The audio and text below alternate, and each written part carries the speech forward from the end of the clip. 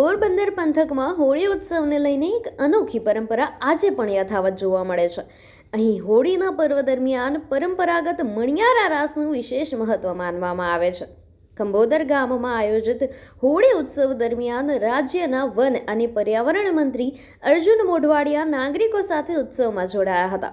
આ પ્રસંગે મંત્રીએ ગામના ભાઈઓ સાથે પરંપરાગત મણિયારા રાસમાં ભાગ લીધો અને સૌ સાથે ઉત્સાહપૂર્વક ઉજવણી કરી હતી. હોળીના પર્વને માત્ર રંગોની ઉજવણી પૂરતું ન રાખતા પોરબંદર પંથકમાં આ રીતે પરંપરા અને ભાઈચારો વધુ મજબૂત બનતો જોવા મળે છે. વર્ષોથી ચાલતી આ પરંપરા આજે પણ લોકોમાં એટલી જ લોકપ્રિય છે. મણિયારા રાસ દરમિયાન ગામના લોકો એકત્રિત થઈ આનંદ અને ઉત્સાહ સાથે હોળી ઉત્સવ ઉજવે છે. આ પરંપરા સમાજમાં એકતા અને સંસ્કૃતિને જાળવી રાખવાનો મહત્વનો ભાગ બની રહી છે.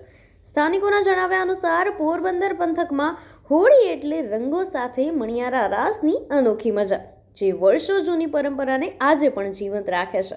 આપનું શું માનવું છે અમને કોમેન્ટ સેક્શનમાં જરૂરથી જણાવશો અને ન્યૂ ભારત ન્યૂઝને લાઇક, શેર અને સબસ્ક્રાઇબ કરશો. નમસ્કાર.